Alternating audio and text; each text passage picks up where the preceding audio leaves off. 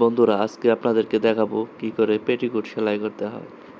দেখেন, আমরা part by part pass করে রেখে দিচ্ছি। এটা যেহেতু 6 সেট পেটিকোট, তাই আমাদের 6টি পার্ট হয়। এখন আমরা 6টি পার্ট একসাথে জয়েন দেব। 2টি পার্ট বড় হয় আর 4টি পার্ট ছোট ছোট হয়। দেখেন, আমি বড় 2টি পার্টেতে একটি পার্ট নিলাম। পেটিকোটের মাঝে একটা ফাড়া হয়, সেই ফাড়াটা আমি কেটে নিলাম। আপনারা ওইভাবে 6 ইঞ্চিতে কেটে নেবেন। তারপর হালকা একটু কোনাটা কেটে, যাতে একটা ভাঙা দিব আমি হাতে, এই ভাঙার পরিমাণটা কোনাটায় কেটে নিলাম। মাঝখানে আমার ক্যামেরাটা পড়ে গেছিল, তাই একটু সমস্যা হলো। দেখেন আমি কিভাবে হাত দিয়ে বাস করে তারপর সেলাইটা দিলাম। আপনারাও এভাবে সেলাইটা দিবেন।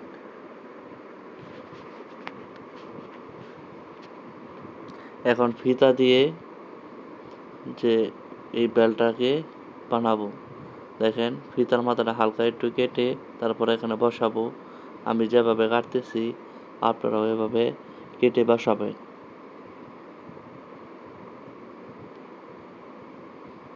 দেখেন আমি বসিয়ে দিলাম। প্রতিটা সেলাইয়ের শেষে হালকা একটু ব্যাক স্টিচ দিয়ে নেবেন, তাহলে সেলাইটা ছুটে যাবে না। এখন আমি কাপড়টা উল্টিয়ে আবার এই প্লেটটা সুন্দরভাবে সেলাইটা বসাই দেব। আপনারাও সেম একইভাবে বসাবেন। দেখেন আমি কিভাবে প্লেটটা বাঁধতেছি। অনেকেই সাইড দিয়ে রাখে, যে সেলাইয়ের উপরে দিয়ে এই প্লেটের জায়গাটা রাখে, যাতে কাজের সুবিধা হয়, কিন্তু সেভাবে পেটিকোটটা সেলাই করা পরে পরাটা কিন্তু সমস্যা হয়, কাজের ফিনিশিংটা কিন্তু সেরকম আসে না।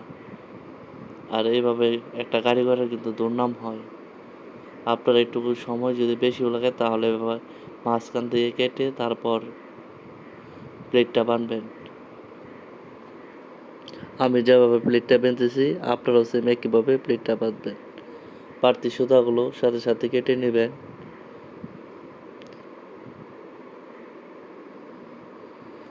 দেখেন আমার প্লেটটা বাঁধা শেষ। এখন আমি এখান থেকে একটা ছোট পার্ট জয়েন দেব।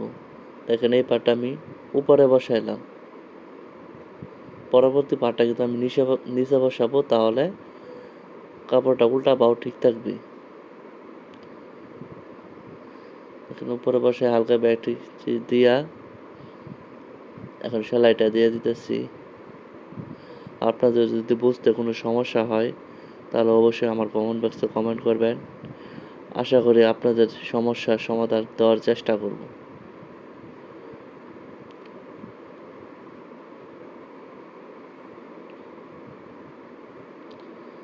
দেখেন আমি উপরে একটা ছোট পার্ট বসানো শেষ। এখন পরবর্তী আরেকটা ছোট পার্টের সাথে জয়েন দেব। আপনারা সেলাই শেষে সেলাইয়ের গুঁড়ি দিয়ে এভাবে হাত দিয়ে আঁচড়ে নেবেন, তাহলে কাপড়ের সেলাইটা ফিনিশিং সুন্দর আসে।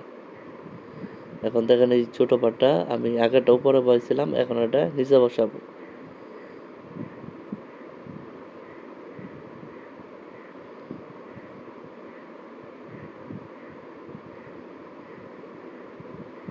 দেখেন সেলাইটা দিয়ে দিলাম। আপনারাও এইভাবে সেলাইটা করবেন। আমাদের পরের যে বড় পার্টটা হবে, সেটার মধ্যে তো আর ফাড়া হবে না। পেটিকোটে ফাড়া তো একটাই হয় সামনের দিক দিয়ে, তাই পরবর্তী পার্টে আমাদের কোনো প্লেট টেট বাঁধা লাগবে না। পরবর্তী পার্ট আমরা নেব আর এভাবে উপরে একটা বসাবো ছোট পার্ট, নিচে একটা ছোট পার্ট বসে সেলাইটা দিয়ে দিব। সেম একই নিয়ম, খালি সেটার মধ্যে প্লেটটা হবে না। আপনারা এভাবে কাজটা করবেন, কাজটা অনেক সুন্দর হবে আশা করি। আমি কিন্তু ভিডিও করার সময় আরেকজনের সাথে কথা বলতেছিলাম, তাই আর কি আমি কিন্তু বয়সটা কিন্তু পরে দিয়েছি, তাই আমার বয়সের সাথে মুখের কোনো মিল নাই। দেখেন আমি পরবর্তী বড় পার্টটা নিলাম, তারপর সাথে আবার এই ছোট পার্টটা নিলাম।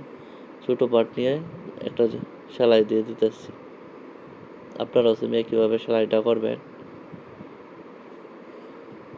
আবারও বলছি, যদি বুঝতে কোনো সমস্যা হয় তাহলে আমার কমেন্ট বক্সে অবশ্যই কমেন্ট করবেন। আমি আশা করি আপনাদের সমস্যা সমাধান দেওয়ার জন্য। আমি পুরো কাজটা দিতে পারলাম না, আমার একটু সমস্যা ছিল ফোনে, তাই আমি পুরো কাজটা আমি দিতে পারলাম না। পরবর্তীতে আপনাদের যদি পুরো কাজ দরকার পড়ে তাহলে আমার কমেন্ট বক্সে কমেন্ট করবেন, আমি পুরো কাজটাই দিয়ে দিব। দেখেন, সেলাইটা দিয়ে প্রতিটা সেলাইয়ের উপরে এভাবে আঁচড়ে দিবেন, তাহলে সেলাইটা অনেক সুন্দর দেখা যায়। আমরা যে আয়রন করি এইভাবে আঁচড়ে দিলে আয়রন না করলেও চলে। আর আপনারা চেষ্টা করবেন প্রতিটা কাপড় সেলাই করে আয়রন দিয়ে দিতে, কারণ আয়রন দিলে কাপড়ের ফিনিশিংটা অনেক সুন্দর থাকে। দেখেন, আগেরটা যেভাবে সেলাই করেছি এটাও সেম একইভাবে সেলাইটা করতেছি। এক পাট উপর দিচ্ছি, আরেক পাট নিচে দিচ্ছি, দিয়ে সেলাইটা করতেছি।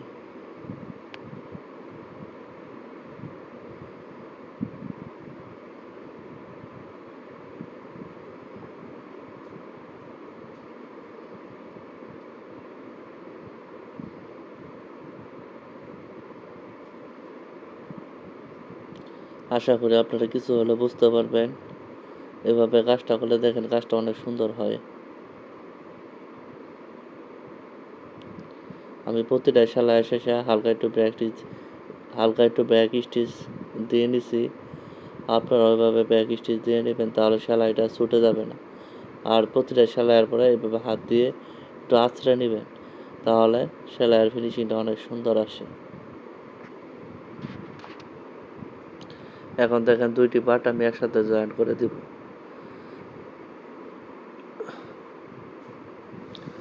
আপনারা এভাবে একসাথে দুটি পার্ট জয়েন করে সেলাইটা করবেন। আমি যেভাবে সেলাইটা করতেছি আপনারাও সেম একইভাবে সেলাইটা করবেন।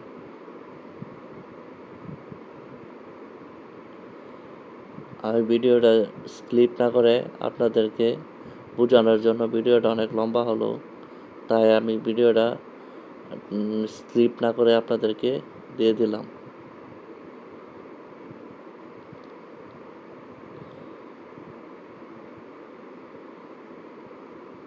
আপনাদের যদি সাপোর্ট পাই তাহলে আরও আমি নতুন নতুন ডিজাইনের সব কিছু কাজ নিয়ে আপনাদের সাথে হাজির হব। আশা করি আপনারা আমাকে সাপোর্ট করবেন।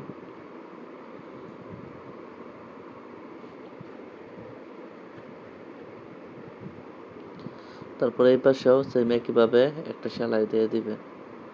পেটিকোটে একটি করে সেলাই দিলেই চলে, দুটি সেলাই লাগে না। অন্য অন্য কাপড়ে কিন্তু দুটি করে সেলাই লাগে।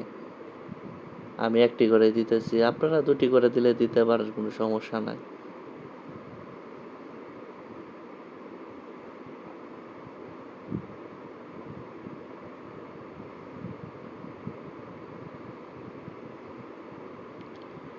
দেখেন, আমার 6টি পার্ট একসাথে জয়েন করা শেষ। আপনারা ওইভাবে 6টি পার্ট একসাথে জয়েন করে নেবেন। দেখেন, আমি প্রতিটা সেলাই শেষেই হাত দিয়ে কাপড়টি আঁচড়ে ভাঁজ করে নিতেছি, যাতে সেলাইটা সুন্দর থাকে এবং ফিনিশিংটা ভালো আসে।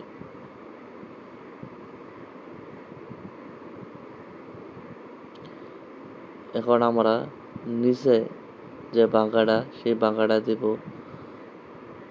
এই বাঁকাটা আপনারা 1 ইঞ্চি রাখবেন, আমি কিন্তু 1 ইঞ্চি রেখেছি।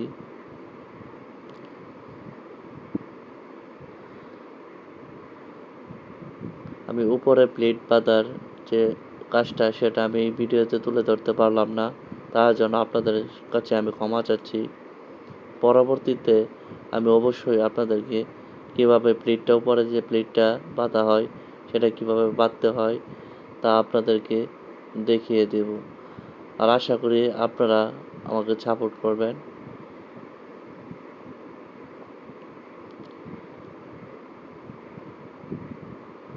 আপনারা কমেন্ট করবেন, যদি প্লেটটা দেখার ইচ্ছা থাকে তাহলে অবশ্যই কমেন্ট করবেন। আমি পরবর্তীতে আপনাদেরকে কিভাবে প্লেট বাঁধতে হয় বিস্তারিত আপনাদেরকে তুলে ধরব। দেখেন আমি সেলাইটা দেওয়ার সাথে সাথে বাড়তি সুতাগুলো কেটে নিচ্ছি। আপনারাও এভাবে বাড়তি সুতাটি কেটে নেবেন।